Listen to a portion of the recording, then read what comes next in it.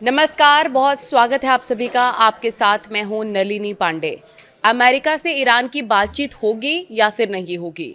Deal होगी या फिर नहीं हो पाएगी? ये वो सवाल है जो पूरी दुनिया के मन में है इस वक्त। और इसी पर बातचीत करने के लिए मेरे सहयोगी मयंक मिश्रा मेरे साथ जुड़ गए हैं। मयंक, मेरा पहला सवाल यही है कि क्या बातचीत हो पाएगी? आपको लग रहा है कि डिप्लोमेसी से बातचीत बनती नजर आ रही है? देखिए नलिनी, ये वो सवाल है जो इस समय पूरी दुनिया पूछ रही है। और हालात अभी ये हैं, अगर मैं आपको इस समय की बात बताऊं, 10 अप्रैल है, दोपहर का वक्त हो रहा है कि डोनाल्ड ट्रंप ईरान से बातचीत करने के लिए उसी तरह से तड़प रहे हैं जिस तरह कोई मछली तड़पती है और उसको पानी से बाहर निकाल दिया जाए। इनकी उनके फजीयत ना हो जाए। बिल्कुल यही सिचुएशन है इस समय साहब की। एक मछली जैसे तड़पती है, उसी तरह से ईरान ने अमेरिका को और डोनाल्ड ट्रंप को बातचीत करने के लिए तड़पा रखा है। और पिछले अगर आप 3 घंटे की बात करें तो जो हालात हैं, देखिए, ईरान के डेलीगेशन को कायदे से अब तक जो है इस्लामाबाद पहुंच जाना चाहिए था, लेकिन ईरान ने जाने से मना कर दिया। अभी जो फार्स न्यूज के हिसाब से के हवाले से जो खबरें इस वक्त आ रही हैं, हो सकता है, देखिए, सिचुएशन बदल रही है पल पल, कुछ घंटे बाद पलट सकती है सिचुएशन, लेकिन अभी जो सोर्सेज कह रहे हैं, खासतौर पर फार्स न्यूज के, कि ईरान ने फिलहाल इस्लामाबाद जाने से मना कर दिया है। और ईरान ने शर्त यह रख दी है, जब तक आप लेबनान पर हमले नहीं रोकेंगे, इजराइल नेतन्याहू जब तक लेबनान पर पूरी तरह से हमले नहीं रोकेगा, हम किसी तरह की बातचीत नहीं करेंगे। यह शर्त रख दी है ईरान ने। अब देखिए, इसके पहले एक बड़ा फोन का खेल चला है पिछले 24 घंटे में। अब मैं आपको बताऊं, देखिए, ये ईरान की तरफ से ये बयान, मतलब इस तरह का स्टैंड सामने आया है। इसके पहले, कुछ देर पहले, ईरान के विदेश मंत्री अब्बास अराक्ची साहब की बात होती है रूस के विदेश मंत्री लावरोव के साथ, और उन्होंने पूरे हालात पर चर्चा की। और उसके बाद ईरान का यह रुख सामने आया कि पहले लेबनान पर हमला रोकिए, उसके बाद ही हम बातचीत करेंगे। यानी देखिए, अब आप समझ जाइए इशारों इशारों में कि पुतिन भी जो है यहां पे गेम में अंदर है। पहली बात। दूसरी बात, अब देखिए कल से क्या हुआ। कल यह हुआ कि पाकिस्तान के प्रधानमंत्री शहबाज शरीफ ने फोन किया था ईरान के राष्ट्रपति पेजेश्कियान साहब। उनको फोन किया, और फोन करके आज की जो बातचीत थी, जो कल होने वाली है, एक्चुअली ये पहले तय था कि आज ही हो जाएगी, शुक्रवार को ही हो जाएगी। इसको लेकर उन्होंने बातचीत की। तो ईरान की तरफ से पहले ही ये बात कह दी गई थी कि भाई देखिए, ऐसा है, जब तक लेबनान पर हमले हो रहे हैं तब तक हम किसी तरह की बातचीत नहीं करेंगे। शहबाज शरीफ को यह मैसेज दे दिया गया। उसके बाद शहबाज शरीफ का फोन कॉल जाता है व्हाइट हाउस।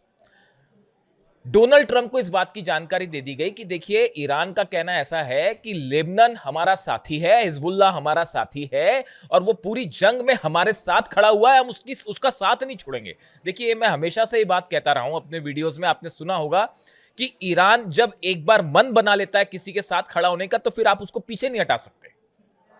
इस मामले में एकदम ईमान का पक्का ईरान। आप कभी भी आजमा के देख लीजिए, जो बात एक बार कह दी, उसमें ऐसा नहीं होगा कि सामने कुछ बोल रहा और पीछे कुछ बोल रहा, और सुबह कुछ बोल रहा और शाम को कुछ बोल रहा, जैसा कि अमेरिका और इजराइल कर रहे हैं। ऐसा नहीं है। उन्होंने साफ कह दिया कि ये हिजबुल्लाह पर आप हमले रोके, वरना हम आपसे बात नहीं करेंगे। यह बात डोनाल्ड ट्रंप को बताई गई। डोनाल्ड ट्रंप का फोन गया नेतन्याहू के पास, और कहा गया कि भाई ऐसा है, देखिए, बड़ी भयंकर बेइज्जती हो जाएगी, ईरान तो बात करने के लिए तैयार नहीं है, आप जो है लेबनान से बात करिए। अब देखिए यहां पे चालाकी क्या हो रही है। नेतन्याहू की तरफ से बात आई, बयान आया कि मैंने अपने कैबिनेट को आदेश दे दिए हैं कि हम लेबनान से बातचीत करेंगे। बातचीत किससे करेंगे? हिजबुल्लाह से नहीं करेंगे, हम बातचीत लेबनान से करेंगे। यहां पे देखिए, आप चालाकी समझिए कि जो है नेतन्याहू का बयान कि हम लेबनान से बात करेंगे, हिजबुल्लाह से बात नहीं हो रही। ना ही वो ये कह रहे हैं कि हम हिजबुल्लाह पर हमले नहीं रोकेंगे, हम लेबनान से बात करेंगे, लेकिन हिजबुल्लाह पर हमले जारी रहेंगे। अरे भाई, आपने क्या ईरान को क्या समझ रखा है? ये जो है ना, इसीलिए किसी ने कहा मुझसे कि डोनाल्ड ट्रंप और नेतन्याहू विदेश नीति के जिस स्कूल में पढ़ते थे ना, वो ईरान के विदेश मंत्री उस स्कूल के प्रिंसिपल हैं, ऐसा कहा जाता है। समझे आप? मतलब इस तरह की बातें कही जाती है सोशल मीडिया में कि जिस विदेश नीति के स्कूल से डोनाल्ड ट्रंप और नेतन्याहू पढ़ के निकले होंगे ना, ईरान के विदेश मंत्री जो है ना, उसके प्रिंसिपल है, प्रिंसिपल। ऐसी नहीं पसंद करता मैं उनको। खैर, देखिए आगे क्या होगा ये जनता जानना चाहती है कि बातचीत होगी तो क्या होगा, और अगर बातचीत फेल हो जाती है तो क्या होगा। देखिए, इसके ये समझने के पहले थोड़ी सी बात और करेंगे हम। देखिए, हुआ ये कि अब ये मैसेज दे दिया गया, वहां पे नेतन्याहू ने जो है इस तरह का बयान दे दिया। लेकिन अब हुआ ये कि इस प्रोसेस के बीच में जब तक ये फोन की बातचीत चलती रही, ईरान फोन हुआ, व्हाइट हाउस फोन हुआ, इस बीच में हिजबुल्लाह की तरफ से 50 रॉकेट दागे जा चुके थे इजराइल के ऊपर और 7 बैलिस्टिक मिसाइल भी दाग दी गई। समझ रहे हो आप? जितनी देर में फोन का खेल चलता रहा, उतनी देर में हिजबुल्लाह ने 50 रॉकेट दाग दिए और वो 50 रॉकेट और 7 बैलिस्टिक मिसाइल भी दाग दी साहब। तो अब वो जो है वो तेल अवीव को भी हिट कर रही है, वो हाइफा को भी हिट कर रही है और वो अशदोद को भी हिट कर रही है। और हालात ये है कि अब वो हिजबुल्लाह की भी मिसाइल रोकना मुश्किल हो रहा है क्योंकि डिफेंस कमजोर हो चुका है इजराइल का। तो अब जब हिजबुल्लाह ने हमला कर दिया तो फिर उसके बाद अगर इजराइल उसके बाद अटैक ना करता तो फिर तो ये मैसेज चला जाता कि साहब ये ईरान से तो हारे, अब ये हिजबुल्लाह से भी हार गए, ये लेबनान से भी पिट रहे हैं, इस तरह का संदेश चला जाता। तो भाई इजराइल को हमला करना जरूरी था, तो फिर इजराइल ने जो है हिजबुल्लाह के ठिकानों पर हमले शुरू कर दिए। अब हुआ यह कि जब इजराइल ने हमले फिर से किए, और देखिए कई शहरों में लेबनान में कल हमने देखा कि जिस तरह से जो है चंद मिनटों के अंदर ही 300 लोगों की मौत हुई लेबनान में। ये एक वो एग्जाम्पल है जिसे इंसानियत के नाम पर एक जीता जागता कलंक है। ये ऐसी घटनाएं सेकेंड वर्ल्ड वॉर के समय हिटलर ने की होगी, उसके बाद ऐसे एग्जाम्पल्स कहीं देखने को नहीं मिलते। जो गाजा में छोटे छोटे बच्चों को मारा गया, ईरान में जो 165 बच्चियों को मार दिया गया, इससे बुरा नरसंहार कोई नहीं हो सकता। खैर, तो अब वो जो हमले हुए, इजराइल ने हमला कर दिया, तो ईरान ने फिर अपना स्टैंड क्लियर कर दिया कि साहब हम बातचीत ही नहीं करेंगे जब तक पहले आप इस हमले को रोकिए।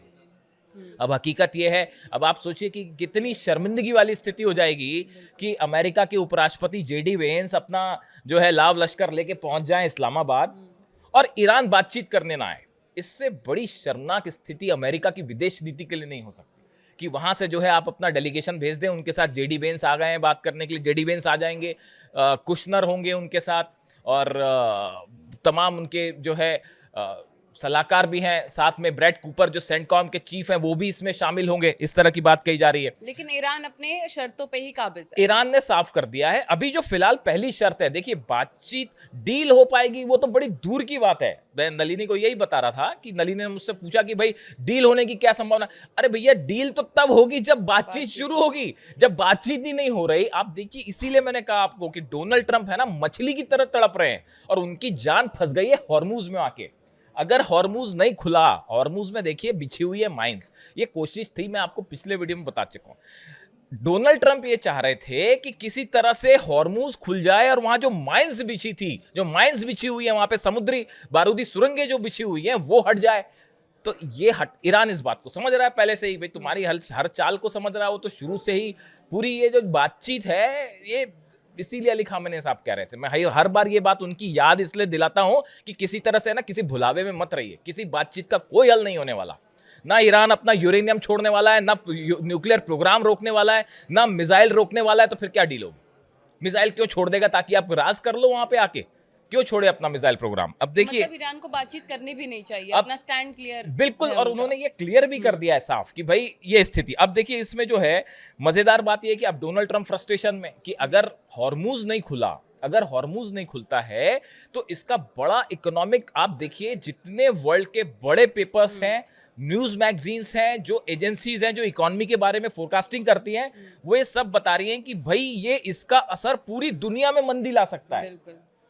इसका असर पूरी दुनिया में होगा। और डोनाल्ड ट्रंप इसीलिए अब मछली की तरह छटपटा रहे हैं कि भाई अगर हॉर्मूज नहीं खुला, वो सब चीजें होती रहेंगी। देखिए, सऊदी जो है, इस तरह की खबरें हैं कि सऊदी और कई देश जो हैं, यूएई, वो एक ऐसी पाइपलाइन बनाना चाह रहे हैं जिसमें हमको हॉर्मूज का इस्तेमाल किए बिना हम अपना तेल निकाल लें। तो उसको बनने में सालों लग जाएंगे। बिल्कुल। तो पूरा अरब परेशान है, पूरी दुनिया परेशान है। अब इनको रास्ता नहीं मिल रहा, इसलिए जो है फ्रस्ट्रेशन में है डोनाल्ड ट्रंप।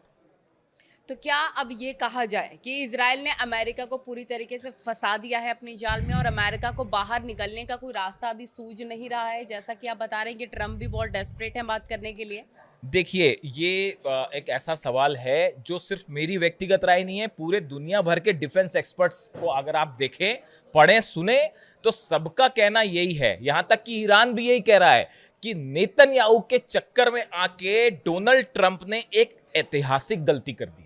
हिस्टोरिकल मिस्टेक है ये डोनाल्ड ट्रंप की और अमेरिका की। और अगर आप मेरी व्यक्तिगत राय जाने, इसके परिणाम अमेरिका को सदियों तक, कई पीढ़ियों तक भुगतने पड़ेंगे। मैं हर बात को साफ नहीं कहना चाह रहा, लेकिन आप समझिए इस बात को, सुप्रीम लीडर को निशाना बनाना इतिहास की सबसे बड़ी गलती साबित होगी और इसके लिए ईरान की सेना कभी माफ नहीं करेगी। और ये एक ऐसा क्राइसिस है। आपने अगर ईरान के नए सुप्रीम लीडर मुश्तबा खामेनी का कल बयान प्रसारित किया गया कई टेलीविजन के जरिए, उसमें उन्होंने यही बात की है कि जो गुनाहगार हैं उनको छोड़ा नहीं जाएगा। और आपको अंदाजा, पता नहीं आपको होगा अंदाजा, कई दर्शकों को जिनको ना हो अंदाजा, जो ये सोचते हैं कि ईरान झुक जाएगा, तो ऐसा भयंकर गुस्सा है ईरान की सेना में जो अभी आगे देखने को मिलेगा। अब आपके सवाल पे जो आऊं मैं, देखिए अमेरिका के बेस उड़ गए, जितने बेस थे 17-18 बेस उनकी ऐसी की तैसी हो गई है। वो जो टेक ऑफ वाली स्थिति नहीं है वहां से प्लेन्स की। आप देखिए 25 प्लेन, मेरी जानकारी के मुताबिक 25 प्लेन्स अलग अलग एयरपोर्ट पर जो बेसिस पे थे वो, या जो फ्लाई कर रहे थे वो अमेरिका के तबाह हो गए। हॉर्मूज बंद हो गया, अरब देशों में हमले हुए, अरब देश अलग जल रहे हैं। उसके बाद जो है पूरा इंटरनेशनल जो एक प्रभाव था अमेरिका का, वही खत्म हो गया है। बिल्कुल बिल्कुल। कोई डरने को राजी नहीं। पुतिन कह रहे हैं यार क्या बुरी हार हुई आपकी। पुतिन को जब ये स्थिति आई, ट्रम्प खुद है। अब वो बात उन्होंने सलाह मानी नेतन्याहू की और हमला कर दिया ईरान के ऊपर और सुप्रीम लीडर को निशाना बना दिया। अब देखिए हालात तीन हैं, अगर ये बातचीत होती है नहीं होती है, लेकिन यहां से जो तीन स्थितियां बनती दिखाई दे रही हैं, वो पहली ऐसा लगता है कि पहली जो चीज है वो कि अगर ये बातचीत फेल हो जाती है, जिसकी बहुत ज्यादा संभावना है, पहली बात तो बातचीत शुरू होगी कि नहीं होगी, लेकिन अगर मान लेते हैं बातचीत शुरू भी होती है, आज नहीं कल नहीं परसों, तो भी यूरेनियम के मुद्दे पे, मिसाइल प्रोग्राम के मुद्दे पे, न्यूक्लियर मुद्दे पे ये बातचीत फेल होनी तय है। ऐसी स्थिति में क्या होगा? पहला ऑप्शन अमेरिका के पास ये है कि अमेरिका इजराइल के जरिए इस जंग को जारी रखे। डोनाल्ड ट्रंप फिर से अगर जंग में कूदते हैं तो फिर फजीयत होगी। आप नहीं हरा सकते साहब ईरान को। छोटे छोटे बच्चे भी ये बात समझ चुके हैं, हिंदुस्तान के छोटे बच्चे भी समझ गए इस बात को कि ईरान को अब नहीं हराया जा सकता। तो आप क्या करोगे? हॉर्मूज में आप जा नहीं सकते क्योंकि माइंस बिछी है, तो फिर आप अल्टीमेटली क्या करोगे? फिर बम्बार्डमेंट करोगे, उससे क्या होगा? तो डोनाल्ड ट्रंप अब फिर से घुस के अपनी फजीयत नहीं करेंगे। तो फिर क्या होगा कि आप जो है हथियार, ऑलरेडी इजराइल पहुंचना शुरू हो गए हैं हथियार, इजराइल जो है वो हथियार पहुंचने शुरू हो गए हैं, इजराइल के जरिए आप जंग को जारी रखेंगे। लेकिन जब अमेरिका नहीं हरा पा रहा साहब, वो तो अभी हिजबुल्ला को संभालना मुश्किल हो रहा है इजराइल के लिए, तो ईरान और अगर सीधा इजराइल के बीच में 1-1 हो जाए तो पूरा तेल अवीव खत्म हो जाएगा। तो वो एक समस्या। दूसरी जो स्थिति है वो ये कि ये जो सीज फायर है इसको कुछ दिन कंटिन्यू किया जाए, ताकि अमेरिका को एक और मौका मिले कुछ प्लान बनाने का नया, या अपनी फोर्सेस को ठीक से मोबिलाइज करने का। अभी तो अमेरिका इस हालत में नहीं था कि जंग को कंटिन्यू करे, वरना करारी शिकस्त मिल रही थी। तो फोर्सेस को मोबिलाइज करके नया प्लान तैयार करने के लिए अमेरिका कुछ टाइम और बार्गेन करे, कुछ समय तक, भाई कि थोड़ा सा तेल वेल पे जो दबाव पड़ रहा है दुनिया पे, इकोनॉमी पे, वो थोड़ा सा कूल डाउन हो। लेकिन ईरान इस बात को बेहतर समझता है, इसलिए देखिए हॉर्मूज पर जो है वो जैसे गर्दन पकड़ी जाती है वैसे उसने गर्दन पकड़ रखी है। अब देखिए इसी बीच जो है एक नई खबर और ये है कि अब्बास अराक्ची का बयान आया है, एक्स पर उन्होंने लिखा है that Netanyahu's criminal trial resumes within days, adding the region wide ceasefire would hasten his jailing. उन्होंने ये कहा कि साहब अब तो नेतन्याहू के खिलाफ जो है जो केसेस शुरू होने वाले हैं इजराइल में, तो नेतन्याहू चाह रहे हैं कि जंग जितनी लंबी खींचे तो किसी तरह मेरे खिलाफ जो तमाम आरोप लगे हैं वो बच जाए और मेरी गर्दन बचे। तो वो इसीलिए जो है इस जंग को और लंबा खींचना चाह रहे हैं। और अब्बास अराक्ची का, ईरान का कहना ऐसा है कि हम पूरी कोशिश करेंगे कि नेतन्याहू को उनको किए की जो है सजा मिले, सत्ता भी जाएगी उनकी और जेल भी जाएंगे। तो वो उस तरह की कोशिश भी चल रही है। अब देखिए सवाल जो है कुल मिला के ये स्थिति है कि बातचीत शुरू हो पाती है। हाँ, बातचीत शुरू होगी नहीं, इसका हाँ इस पे रात तक इंतजार करना पड़ेगा, क्योंकि इसमें अभी कई बार यू टर्न्स आ सकते हैं। लेकिन एक बात तय है जो मेरी व्यक्तिगत सोच है कि बातचीत हो भले हो, बातचीत ना हो तो कोई बात ही नहीं है, लेकिन अगर बातचीत होती भी है तो कम से कम यहाँ डील तो नहीं होने जा रही। ईरान का स्टैंड क्लियर है। क्योंकि यहाँ सबसे खूबसूरत बात नलिनी ये है, या सबसे खूबसूरत कहें या सबसे अफसोसनाक बात कहें, कि किसी को किसी पे भरोसा ही नहीं है। अमेरिका को ईरान पर भरोसा नहीं है, ईरान को अमेरिका पर भरोसा नहीं है। अब तो हालात ये हैं कि ट्रंप को भी नेतन्याहू पर भरोसा नहीं रहा, ये भी हालात पैदा हो गए। नेतन्याहू को ईरान पर भरोसा नहीं है, ईरान को जो है वो इजराइल पर भरोसा नहीं है, पाकिस्तान को इजराइल पर भरोसा नहीं है, इजराइल को पाकिस्तान पर। वो आपने देखा आज जो हुआ कि ख्वाजा आसिफ जो है पाकिस्तान के रक्षा मंत्री, उन्होंने इजराइल को कैंसर कह दिया। उसके बाद जो घमासान मचा, फिर वो पोस्ट वापस हटाई गई। हालांकि इसमें मेरी थोड़ी सी अलग राय है, कई लोगों ने इसको इसी रूप पे लिया, लेकिन देखिए कई चीजें ऐसी होती है ना जो पर्दे सामने कुछ और होती है, पर्दे के तो पीछे आप कुछ। इसे कैसे देखते आप हैं? हाँ, ये बड़ी इंटरेस्टिंग बात है। आप देखिए जरा कॉमन सेंस लगाइए इस बात का कि एक बातचीत हो रही है जिसको ईरान को मनाने की हर संभव कोशिश हो रही है, उस समय ऐसी बयानबाजी। ऐसा बयान देके वहां रायता फैलाने का काम कोई क्यों करेगा? क्या पर्दे के पीछे ये कोशिश थी कि इजराइल के खिलाफ इस तरह का बयान देकर ईरान को खुश करने की कोशिश की जाए, ईरान को टेबल पे डालने की कोशिश की जाए? बातचीत के रास्ते समझिए, खुले। हाँ, कि ईरान को किसी तरह से जो है खुश किया जाए, मनाया जाए कि भाई आइए और टेबल पे कम से कम आ जाइए, जो डोनाल्ड ट्रंप चाह रहे हैं। क्या ये बयान इस मकसद से दिया गया? देखिए उसके बाद उन्होंने पोस्ट हटाया और इजराइल की तरफ से बयान आया, यानी आज सुबह की जो हेडलाइंस थी सब जगह वो यही चलती रही कि पाकिस्तान ने जो है इजराइल को कैंसर कहा। हालांकि ये बात तो नॉर्थ कोरिया किम जोंग भी ये कह चुके हैं कि इजराइल जो है वह कैंसर की तरह है।